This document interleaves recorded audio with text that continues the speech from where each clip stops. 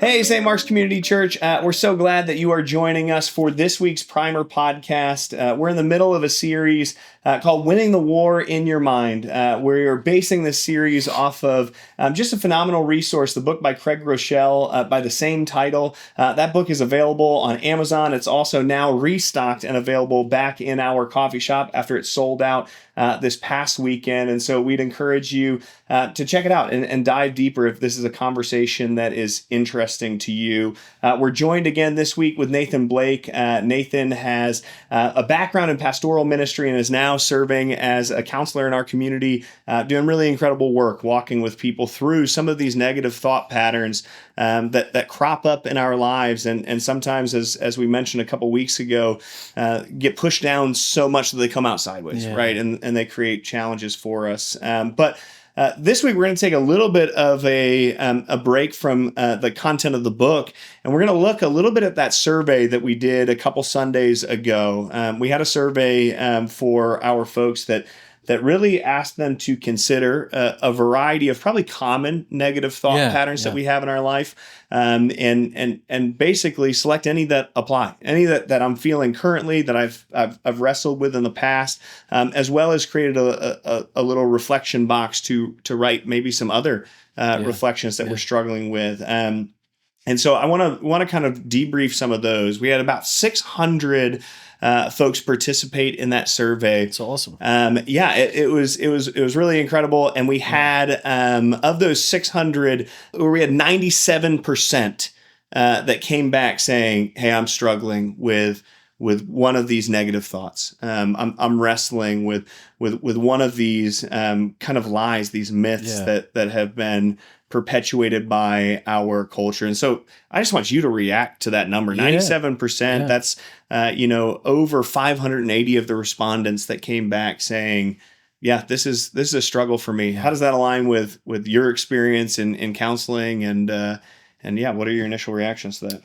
Yeah, I think after doing this work for the last 10 or 12 years or so, you sort of peer behind the veil of what people are dealing with in their lives. And I think it just shows us that we're not alone in this, right? That we all have these negative self-talk patterns that pop up and crop up in our day-to-day life that get in the way of our work, of our relationships. And it just tells me that, thank God I'm not alone. Yeah. I'm not the only one carrying this. And there's something about the idea of community, that there are people around me who are dealing and struggling with the same thing. Yeah.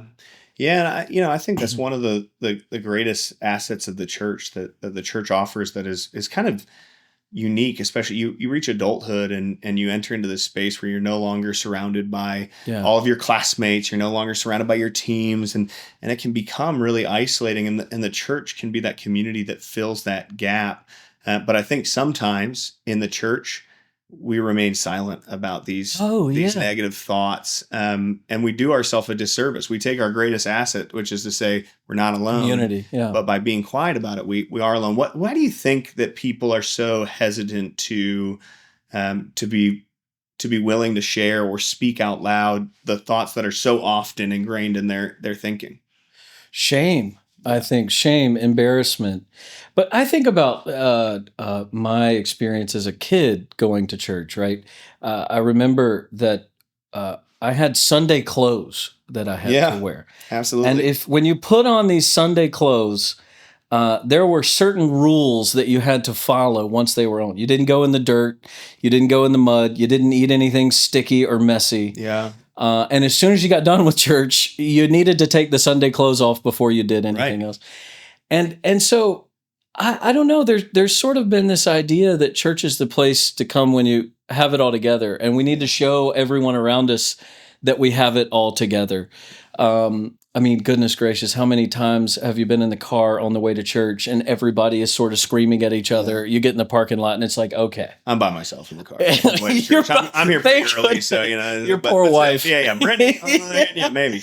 Yeah. But you're in the parking lot and you sort of look around like, all right, y'all, get it together. We're going in. Before we walk in this church. So, I think we have this concept that we really need to have it all together. And what a beautiful exercise of vulnerability, that we can open up to one another and share that we're on this path together. Yeah. None of us have it all together. Well, I think too, like at least I struggle with the, so I mentioned that I, this list is populated from my mind, right? This is rooted in experiences that I've had, but sometimes I feel this fear that, man, if I speak this out loud, it's going to be real. It's going like to if I keep it quiet, at least then I can plausible deniability. But if I speak this out loud, now the cat's out of the bag. And what does it mean if it's real? Yeah, it means that I need to now grapple with this. I can't convince myself that, that's just and again, it's a myth, right? Speaking it out loud doesn't make it real. Right.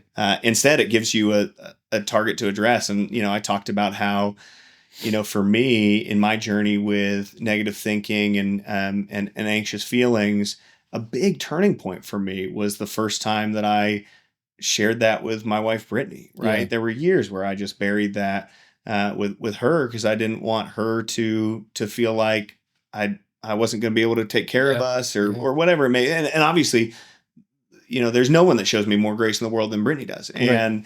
And then that led me to opening up to friends and opening up to a counselor. And that's really where, like, speaking it out loud, my fear was that, hey, it's going to make it real. Yeah.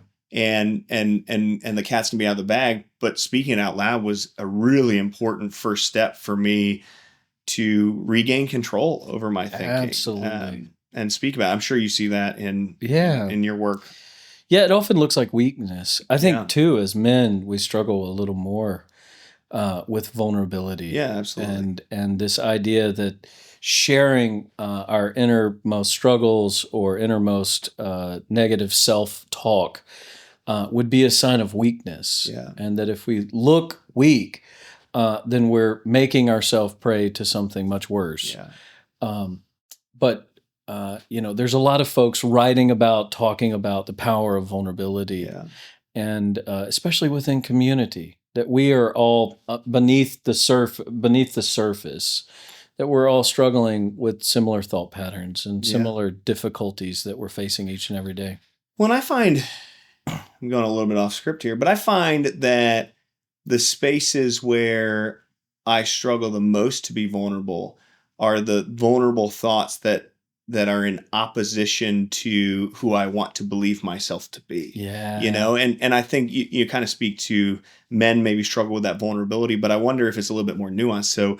So men are struggling with that vulnerability in some of these very clear, defined roles that I'm supposed to lean into as a man, as a husband, as a father. But I think that, I think women are struggling with similar ideas. It's just a different, archetype of who they perceive themselves to need to be. And those are the spaces that vulnerability is maybe hard in that space. Yeah, so good. So you saw some of the data here. Yeah. What were ones that stuck out to you as you looked at kind of the responsiveness here? What kind of resonated with you? What surprised you? Do you have any like that? Yeah. Well, I think that there, if you kind of look at each individual question, there's a lot that apply to a big portion of the population. Yeah. One of the ones that stuck out was not being a good enough, for me in my own life, was not being a good enough parent. Yeah. Parenting is much more difficult than I ever imagined it would be. My concept of what I would even be like as a parent, surely I'm going to be regulated and I'm going to show up well all the time, and I'm going to be the picture of what I assume a parent to be. Yeah. And children really test that theory. Yeah. And so it was healing even for me to read that, there are hundreds of people that carry around this thought. Yeah, 250 of our respondents said, I don't feel like I'm a good enough parent. Yeah. Yeah. And I think I resonate with that too, is it's like, I want my best day to be my everyday. Yeah. And the reality is your best day isn't every day, It's right? not every day. And there are definitely these moments, especially, having a little bit more of a public figure kind of thing where I'm snapping at one of the boys in public and I like kind of do a double take. Like, I hope nobody saw me, scold Shepherd in the grocery store. And it's those moments that see these doubts. They're like, what am I doing? Like, what? I don't know how to do this. I'm not a professional in this. I haven't figured this out. And I think, I think back to my youth ministry days where I was like in my mind, oh, I've got it all figured out. I've worked with kids my whole life, hundreds of them.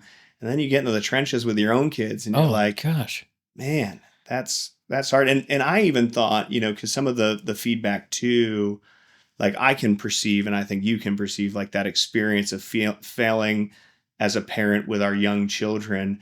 But one of the things that really struck me were the kind of like context bubbles, the text bubbles with people filled in with feelings of failing their adult kids, of like, yeah, my kids walked away from faith, and I feel culpable responsible for that. to There's a, like my children don't respect me or care, and that's kind of I think a sobering challenge too, is that idea that like on all levels of that parenting spectrum, there are going to be wins and then also insecurities. Yeah, absolutely.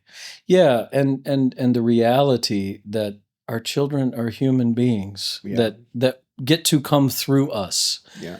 That, we can't exactly mold them into exactly who we want them to be, that our children are people who have to discover the ups and downs of life just like we did. Yeah.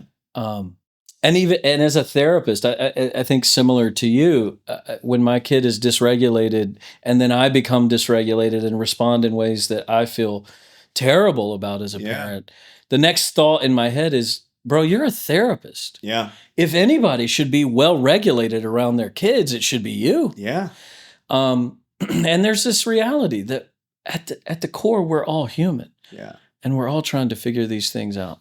Well, and I think that points to one of the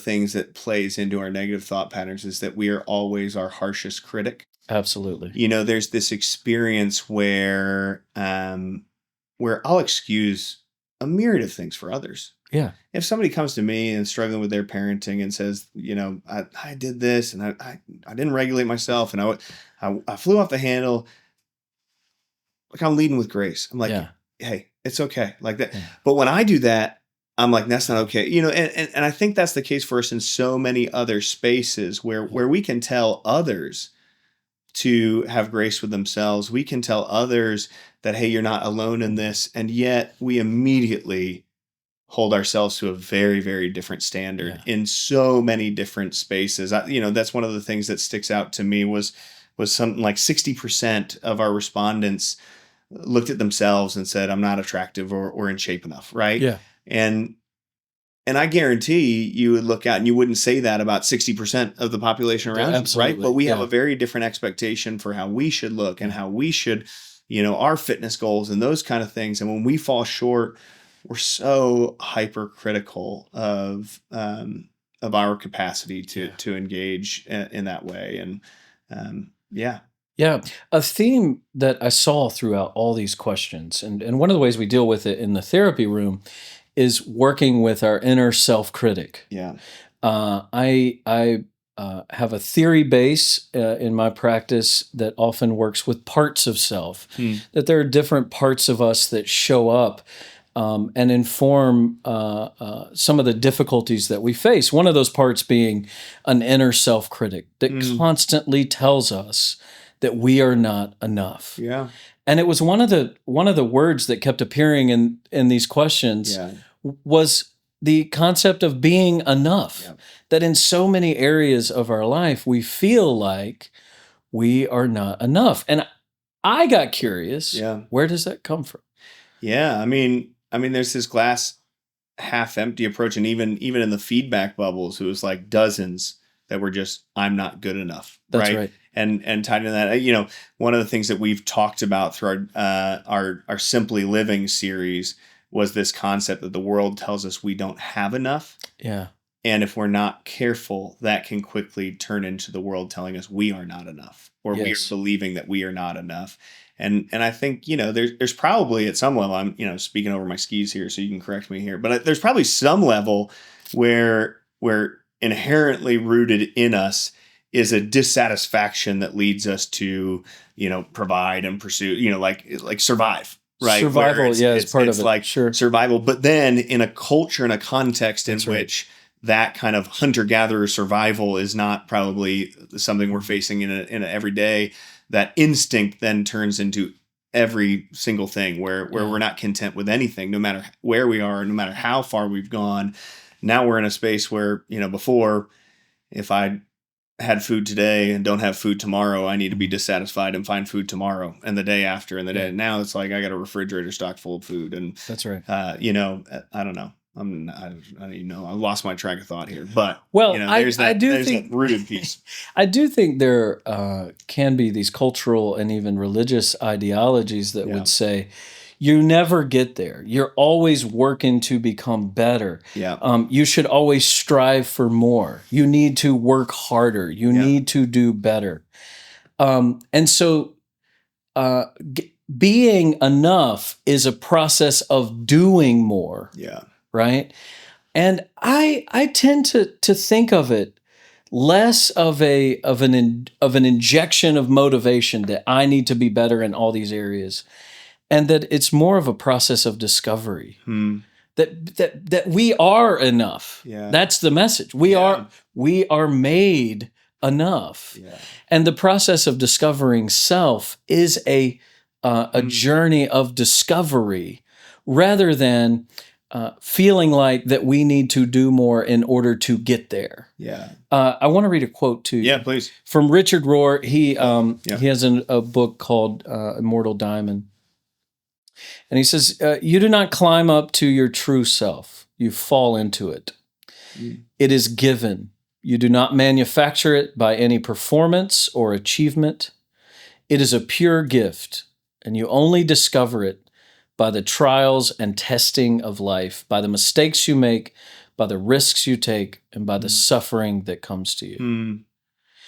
It spins on its head that this concept of enough moves into a space of accepting that we are already enough, and the process by which we discover self is through failure and trials and difficulties.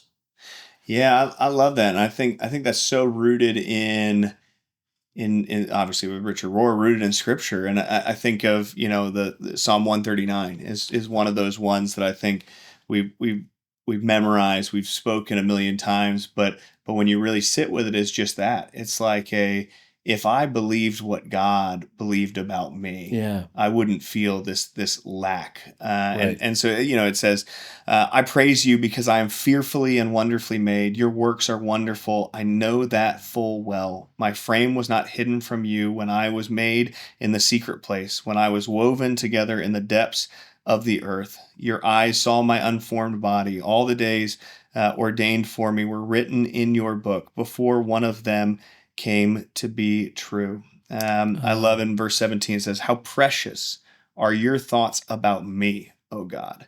They cannot be numbered. I can't even count them. They outnumbered the grains of the sand. And when I wake up, you are still with me.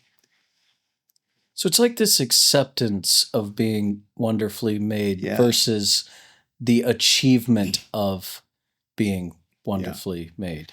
Well, and it's interesting because one of the things that I've been wrestling with in this series and in my whole life is this idea of like I said, that verse is probably familiar to most of us. We've heard that verse before. Many of the verses in Scripture that affirm God's promises about us are true. We know these things to be true, and yet what we know does not align with what we feel. Yeah, I think about by far the negative thought most common for our congregation in the survey was, I'm not a good enough Christian. Right? 77% of our respondents said, I don't feel like I'm a good enough Christian. And yet I would imagine of those 77% of people, each one of them would say, it is by the grace of God, not by anything that I have done, that I'm saved. All have sinned and fallen short of the glory of God, except for the atoning grace of, we know those things. And yet we say, but not me. But that verse isn't talking about me. I'm messier than that verse says. What is your kind of insight or your encouragement for the so many of us the 97% of us probably that sit in that space where it's, I know a head knowledge what is true about me. I don't feel that way. And I don't know how to bridge that gap. You know, I think part of it is exactly what this series is about. Yeah. And that's working with those negative self-talk thoughts that we have on a continual basis. Part of what I think is, you know, if I have a friend come to me who has all these negative beliefs about themselves, the first thing I want to do is to rescue them from that and go, that's not true about you. That's not my experience of you. Don't believe that about yourself. But how many of us give ourselves the same grace? None of us. We're 97%. 97% of us. We don't give ourselves the same grace that we would give to someone who's going through something very, very similar. And maybe that's the path of bridging what we know to be true, and what was the other term you said? And what we feel. And what we feel to be true is how we treat ourselves and how we talk to ourselves, how we think about ourselves. That if we're always thinking of ourselves as coming from a deficit, that we can never make up, then we're always falling short. But yet we wouldn't say that to any of our friends. It's almost asking yourself the question, how would I respond if my spouse or my child or my friend or a random stranger came up and disclosed this feeling? And then how can I respond that way to myself in this moment? So, well, I'm so thankful for you taking the time to be with us. I hope that this has been helpful for you all. As always, anytime we're having a conversation about mental health, we recognize we're just scratching the surface in these kind of one-way conversations. And so reach out if you need support, help, and resources. We want to partner with you and walk with you in this. I hope that this is edifying in your discussions and in your own personal reflection. And we'll see you soon.